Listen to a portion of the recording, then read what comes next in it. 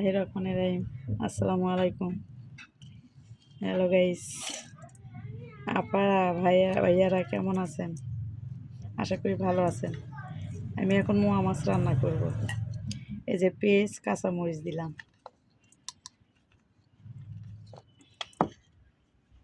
তারপরে একটু লবণ দিলাম,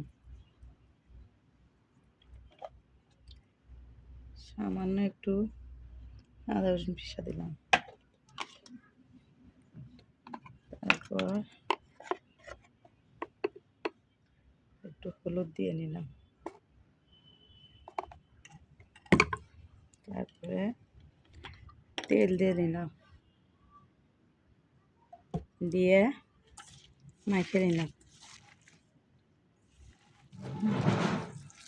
দেখেন পেঁয়াজ আর কাঁচামরিচ মেখে নিলাম সব কিছু দিয়ে। এই যে এরকম হয়ে গেছে মাখার পরে। তারপরে মোয়া মাছগুলো দিয়ে দিলাম, মাছগুলো দিয়ে দিলাম, দেওয়ার পরে একটু লাড়ে দিলাম। এই যে হয়ে গেল।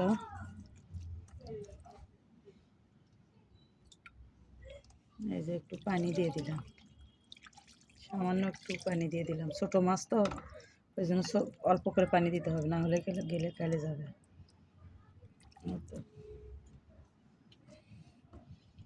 তারপরে এখানে টমেটোগুলো দিয়ে দিলাম,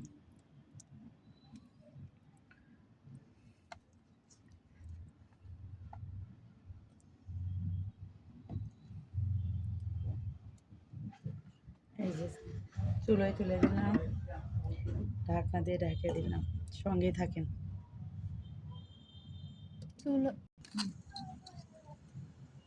এই যে ঢাকনা তুললাম, ধনে পাতা দিয়ে দিলাম ছোট মাছের মধ্যে। ধনে পাতা দিলে একটা সুগন্ধ আসবে, খেতে মজা লাগবে। এই যে ধনে পাতা দেওয়ার পরে আমার তরকারি চেয়ারাটা কীরকম হয়েছে দেখেন। এখানে ভিডিও শেষ। ভালো থাকবেন। আল্লাহ হাফেজ। আসসালামু আলাইকুম।